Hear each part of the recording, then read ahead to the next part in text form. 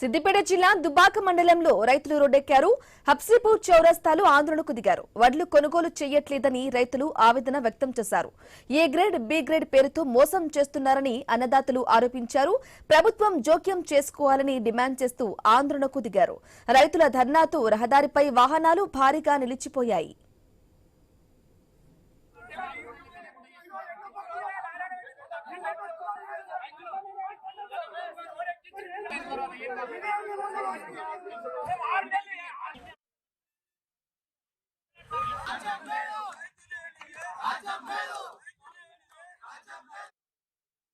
ధాన్యానికి A grade B grade అనే కొత్త రకం జీవో తీసుకొచ్చి కాంగ్రెస్ పరిపాలన ఎంతో రైతులకు అన్యాయం చేస్తుంది.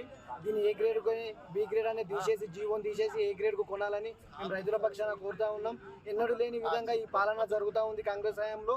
ఇది బి గ్రేడ్కు ఎంతవరకు సమంజసమో, రైతు లేనిది రాజ్యం, రైతు అన్నది వెన్నుముక్క ప్రభుత్వానికి కానీ రైతు కానీ దేశానికి కానీ రైతు అనేది వెన్నుముక్కగా నిలుస్తున్న దేశం మన దేశం. అలాంటి రైతులను గోసపెడితే ఈ కాంగ్రెస్ ప్రభుత్వానికి ఏమొస్తుందో మాకు అర్థం కావడం లేదు. ఇలాంటి ఈ మొండి వైఖరిని ప్రభుత్వం వెంటనే విరమించుకొని ఈ వడ్లను ఏ గ్రేడ్ గాడికి కొనాలని రైతుల పక్షాన మేము కోరుకుంటూ రైతుల పక్షాన డిమాండ్ చేస్తూ ఇది ఇలా కొనసాగించుకుంటూ పోతా ఉంటే దీన్ని విస్తృతం చేస్తూ రైతుల పక్షాన పోరాటం చేస్తామని మరొక్కసారి తెలియజేస్తున్నాం. సీఎం రేవంత్ రెడ్డి సర్కార్ కి మేము విన్నవించుకునేమంటే ఇవాళ మీ హయాంలో మీ గవర్నమెంట్ లో మేము రైతులకు రోడ్ ఎక్కాల్సిన పరిస్థితి తీసుకొచ్చారు. ఇవాళ మిల్లర్లు అయితే ఒక్కటై సిండికేట్ అయి మిల్లర్లు గవర్నమెంట్ కుమ్మక్కై ఇవాళ మేము పండించిన నాణ్యమైన ధాన్యం పండించిన రైతులందరము మేము ఇవాళ రోడ్ ఎక్కాల్సిన పరిస్థితి వచ్చింది. మీరు నాసిరకం ధాన్యం పేరిట 20 రూపాయలు తక్కువ చేసి మీరు మా వడ్లు కొనుగోలు కొంటామని మీరు అంటున్నారు. అది ఎందుకో మాకు అర్థం కావడం లేదు.